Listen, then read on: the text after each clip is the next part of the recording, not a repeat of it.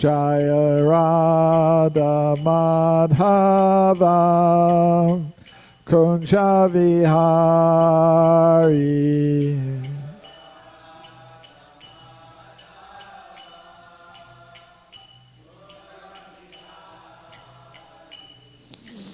Gopi Jana Vallabha Girivardhari.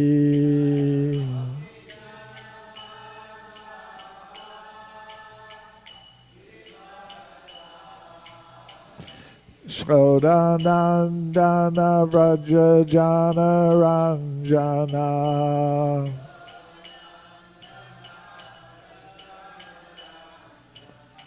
Yamuna Tira Vanachari.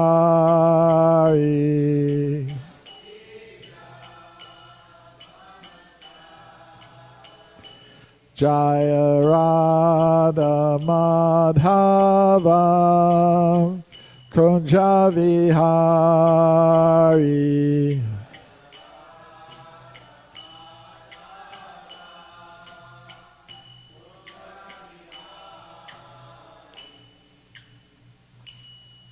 Jaya Vishnupad Paramahamsa Parvajakacharya Astar Sata Sri Srimada's Divine Grace A.C. Bhaktivedanta Swami Prabhupada Ki Jai. Ananta Koti Vaishnavrinda Ki Jai. ISKCON Founder Acharya Srila Prabhupada Ki Jai. Grantaraj Srimad Bhagavatam Ki Jai. Gaur Premananda.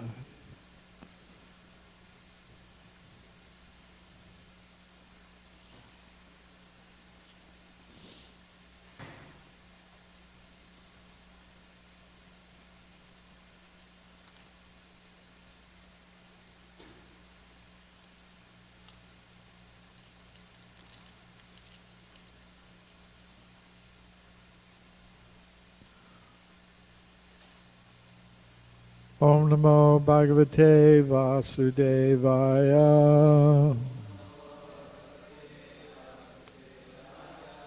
Om Namo Bhagavate Vasudevaya.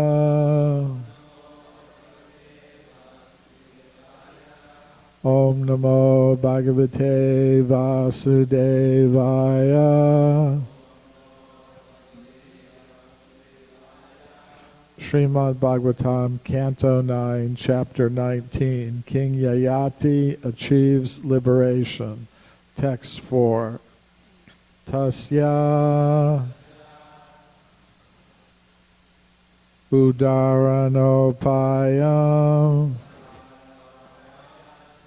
Basta Kami Vichintayan Vyadata Tirtam Udritya Vishanagrena Rodasi Tasya Udaranopayam Bastakami Vichintayan Vyadata Tirtam Udritya Vishanagrena Rodasi Tasya Udaranopayam Bastakami Vichintayan Vyadata Tirtam Udritya Vishanagrena Rodasi Tasya Udaranopayam Bastakami Vichintayan Vyadata Tirtam Udritya Vishanagrena Rodasi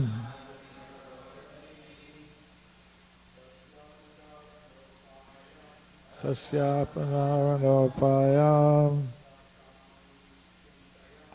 Pastakami Vichintayan Tamutya Vishanagrena Rodasi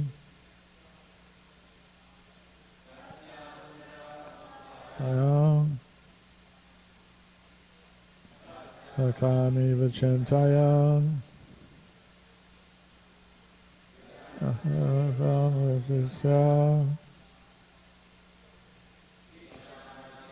Rodasi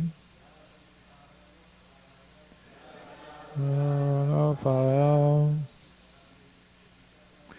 Stakani Vichintayan Satamudritya Vishnagrena Rodasi Tasyaudharanopayam Vaslikani Vichintayan Vijata Tirtamudritya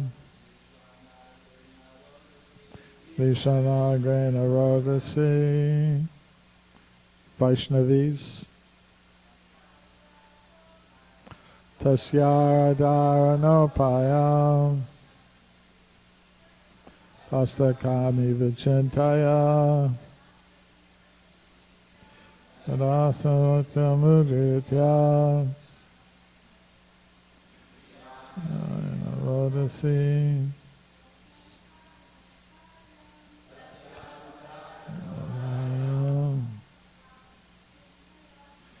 Yakami Vichintayan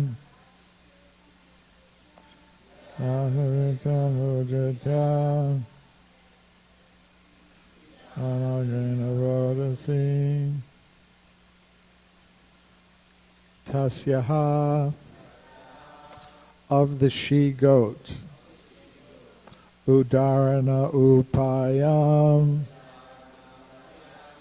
the means of deliverance from the well Bastaha the he-goat Kami having lusty desires Vichintayan planning Vyadata executed Tirtam a way to come out Udritya digging the earth Vishana agrena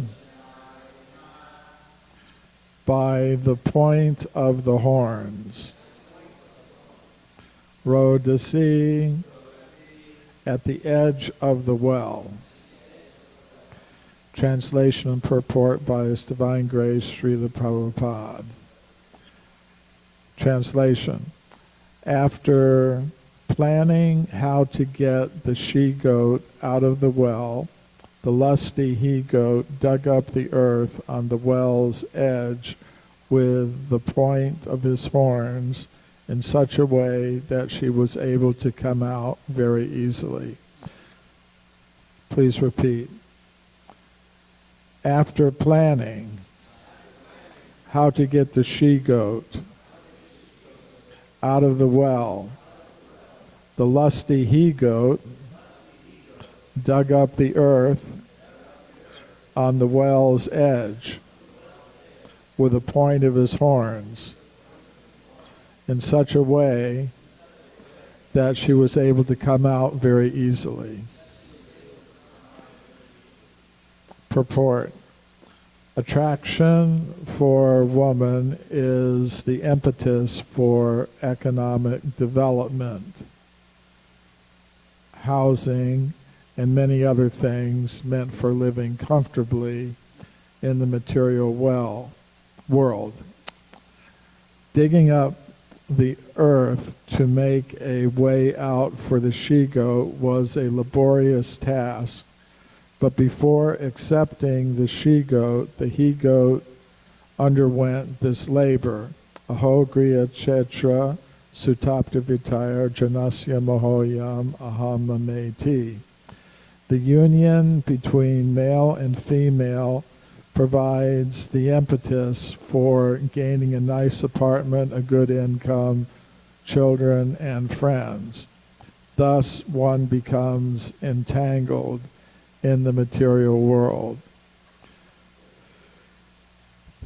Om Jnana Timirandasya Gnananjana Shalakaya Chakshurun Militam Yena Tasmai Shri Gurave Namaha Shri Krishna Chaitanya Prabhu Nityananda Shri Advaita Gadadhar Shri Vasadi Gaur Bhaktavrinda Hare Krishna Krishna Krishna Hare Hare Hare Rama Rama Rama Hare Hare.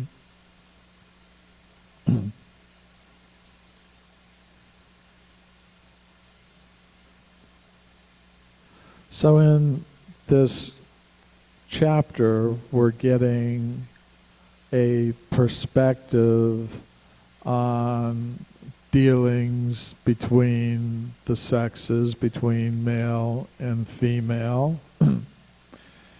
And we can see that it's a very complicated situation. Of course, the ultimate goal is prema pumarta maham. The ultimate goal of human life is to develop pure love for Krishna. And in the 10th canto of the Srimad Bhagavatam, we're going to be presented with Krishna's loving pastimes with his associates.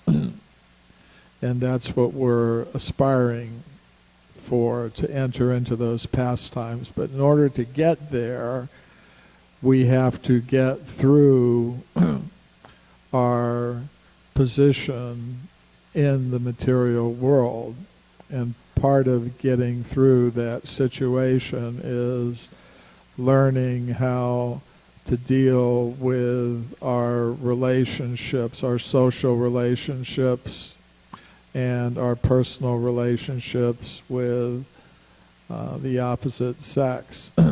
So we're getting information about that. What can go wrong, what can go right.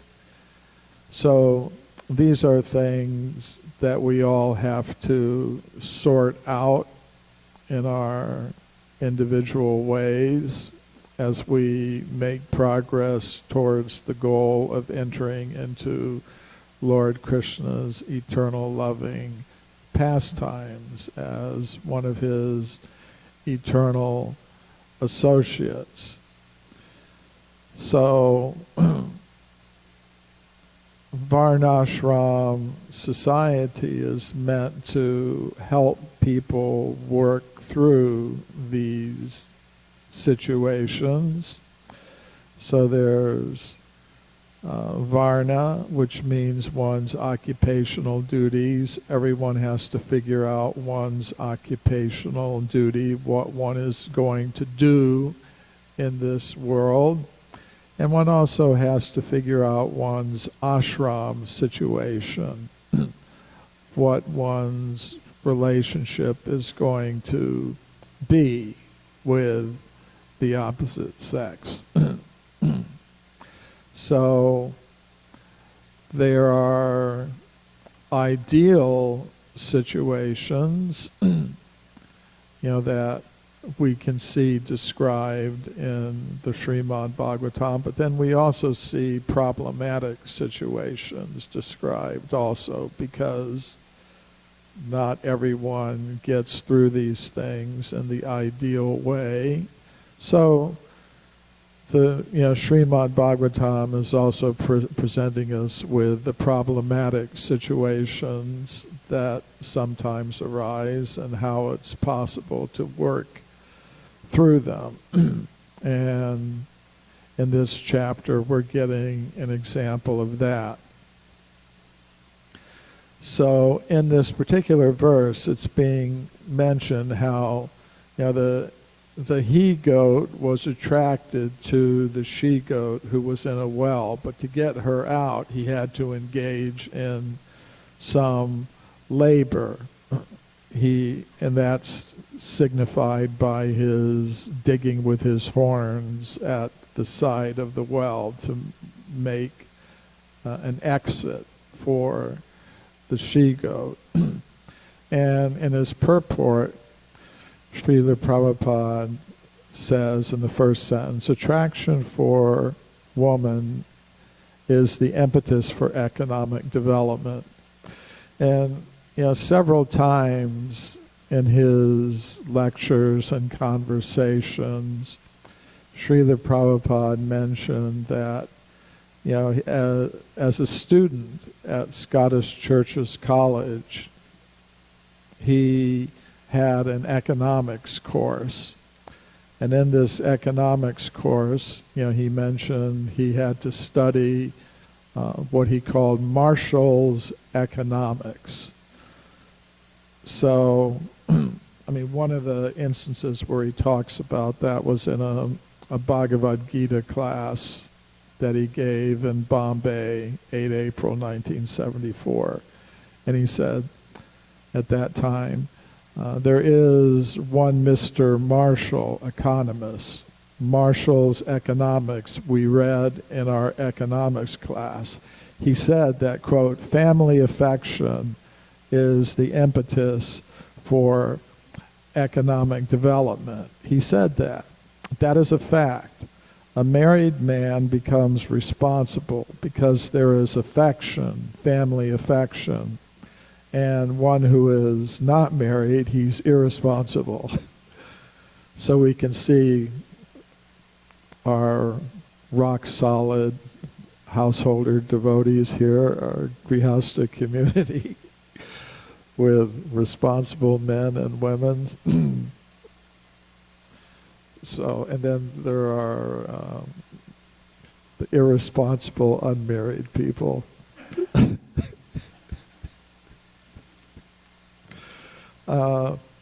But, I decided to look this up, this Marshall, and it actually turns out there was an economist, an English economist named Alfred Marshall, and he was quite a prominent economist. And he wrote a textbook called Principles of Economics that was studied at colleges and universities all over the English-speaking world. And on the web, I found this textbook. It's still read even today, even though it was first written in 1890. But in it, he does say what Srila Prabhupada says. He said, he wrote, we have seen that the accumulation of wealth is governed by a variety of causes, by customs, by habits of self-control and realizing the future, and above all, by the power of family affection. So that's exactly what Srila Prabhupada was saying. He said, Marshall said, the family affection is the impetus for economic development. And that point is being made in the Srimad Bhagavatam.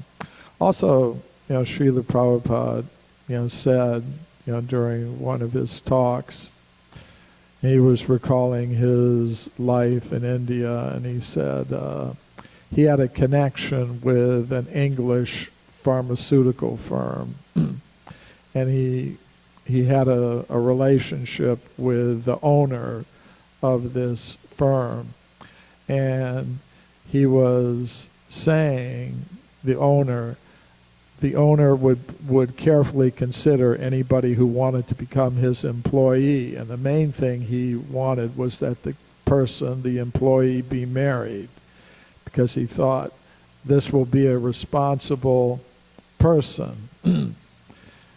Because he has family responsibilities. He won't just be hopping from one job to another. So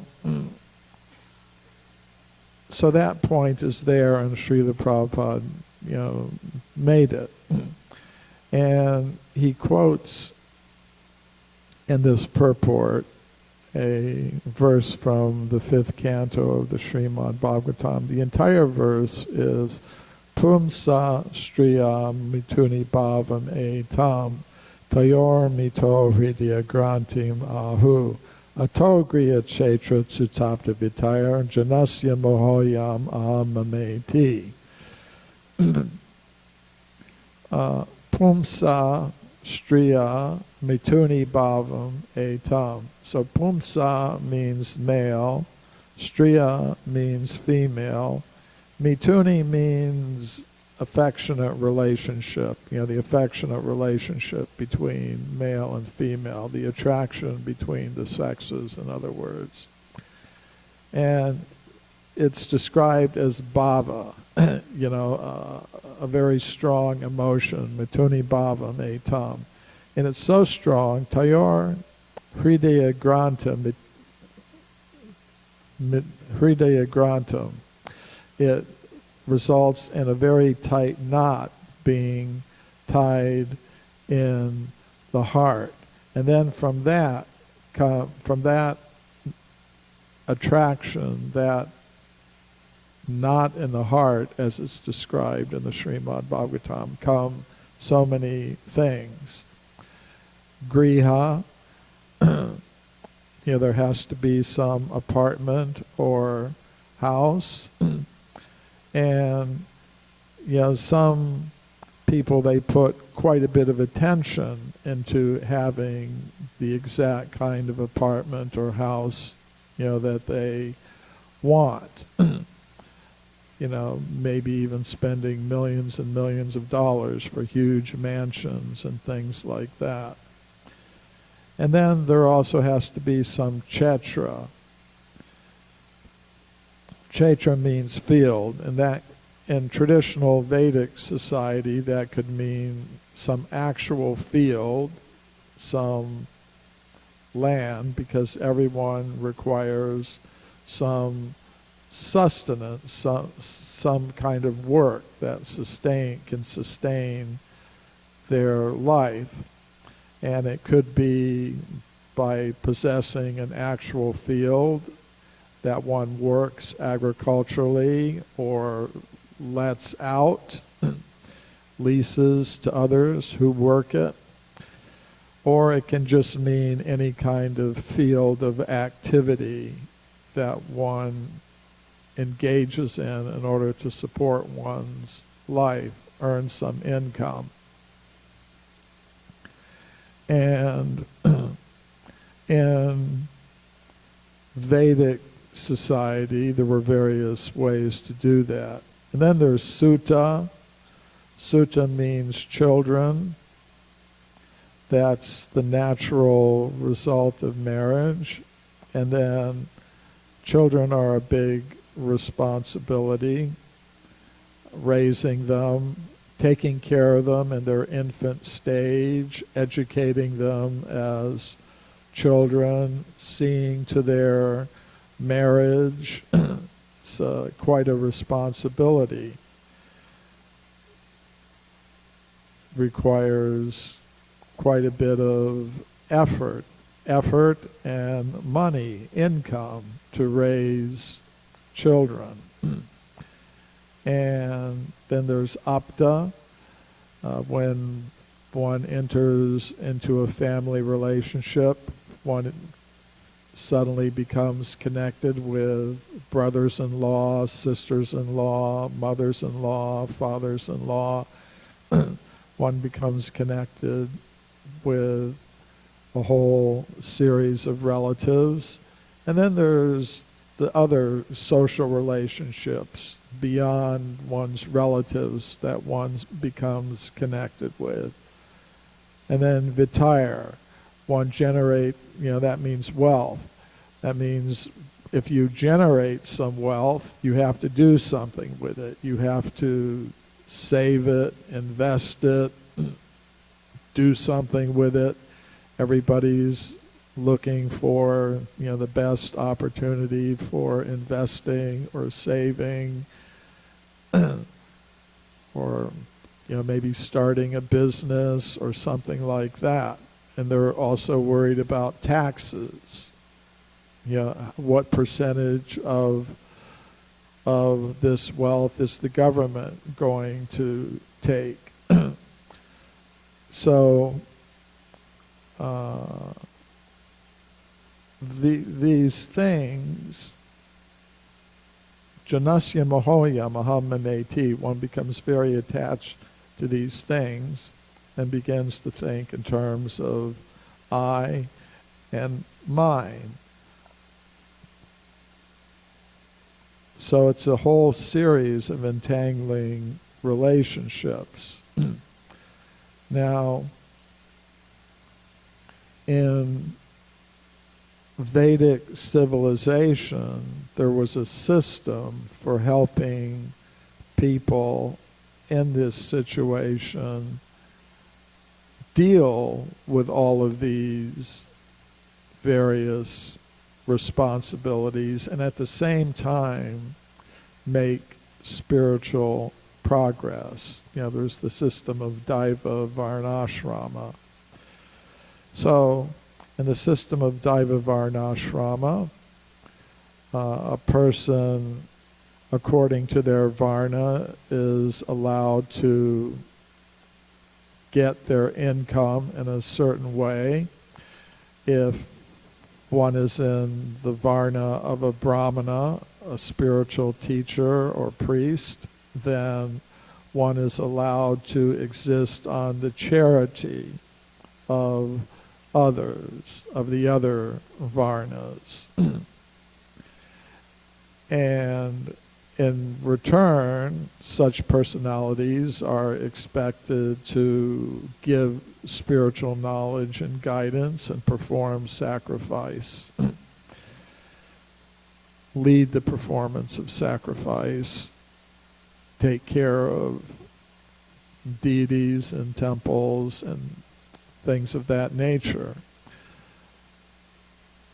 The Kshatriyas in an ideal Daiva Varnashram society were allowed to take taxes from the people. Not a burdensome amount of taxes, a reasonable amount of taxes. And with that tax money, they were able to maintain themselves, and they could maintain themselves in a suitable way for their position, perhaps displaying opulence to a certain degree, because that was part of their Varna responsibilities, to maintain a powerful and opulent position in society. But in exchange, they were to protect the whole society, properly arrange the whole society, and with the excess tax revenues, they were to take care of any emergencies that would arise in the society. They would provide for the defense, they would provide for welfare, they would take care of things if there was some disaster, some natural disaster. That was the ideal situation. So they were able to exist on taxes. For the Vaishya Varna or community, they were to engage in agriculture and trade and business and banking, and from those activities they were allowed to take some profit. And for the ordinary working people, the artisans and laborers, they were to be maintained by the other varnas in the society. Their basic needs were taken care of. So that was the ideal situation in terms of economic development. But of course, the whole aim of it was not economic development for economic development's sake. The aim was to satisfy the needs of everyone, the economic needs of everyone, in the most simple, natural, and efficient way possible, while putting most of the human energy into developing Krishna consciousness. So there was a system for doing that, for satisfying the economic needs of society, and while enabling the maximum amount of spiritual advancement for the maximum amount of people. Now, how exactly to do that today, that's a problem that the Hare Krishna movement discusses and considers and tries to work out. But the basic point being made here is, in this purport, is that the main impetus for this whole process of economic development is family affection. And there is a way not to be so deeply entangled in that, as tapasa brahmacharyena, shamena cha damena cha.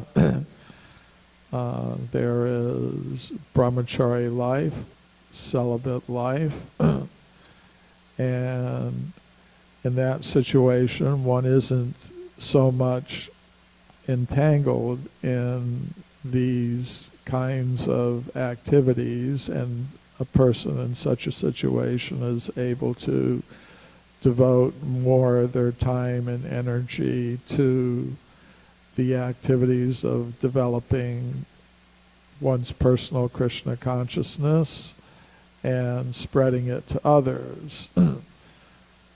So that option is there, but it's tapasa, it's an austerity, it's a very severe austerity, and not everyone is able to maintain himself in that position. Therefore, the Grihastha ashram is there.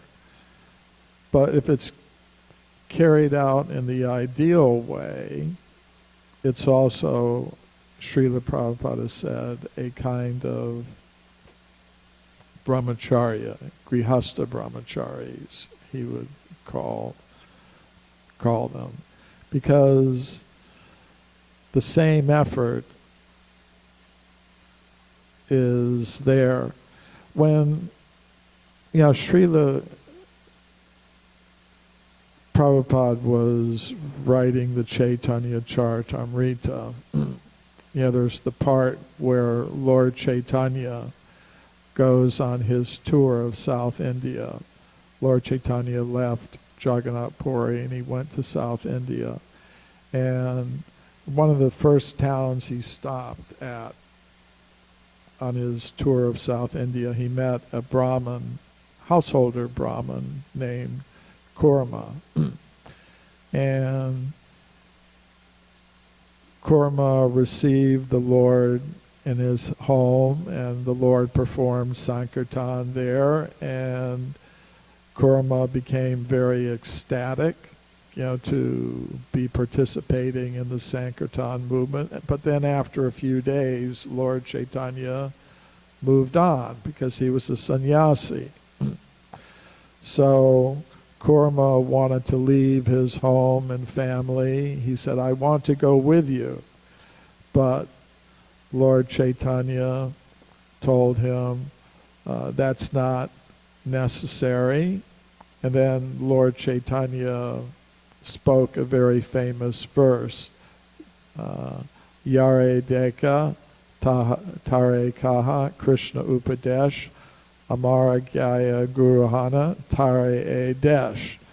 stay in your place, Lord Chaitanya told them, but whoever you see, whoever you meet, tell them about Krishna. Instruct them in Krishna consciousness, and that way become a guru and deliver your place, your desh, your place. And in his purports to those verses, Srila Prabhupada mentioned, it's not necessary to change one's position. It's not necessary to take up the external signs of a sannyasi. One can become renounced, even as a householder, by following that instruction of Lord Chaitanya. Whoever you meet, somehow or other, get them to chant Hare Krishna, speak Bhagavad Gita and Srimad Bhagavatam to them, and in that way become guru, Shiksha Guru, Diksha Guru, and deliver the people in your area. So that facility is there. The Krishna consciousness movement is giving that facility to all varnas and ashramas. And Lord Chaitanya himself said, I'm not a sannyasi really, I'm not a grihastha, I'm not a brahmana or a vaishya or any of these things. I'm not Gopi Bharta Padikamalaya or Das Das Anudas. I am a servant of a servant of a servant of the Lord of the Gopis. So ultimately that's what we want, but we have to, in this world, deal with our occupational and social duties. And we're getting some instruction here how we can best do that. Okay, I'll stop there. Any question or comment? Srila Prabhupada ki jai, Srila Bhagavatam ki jai.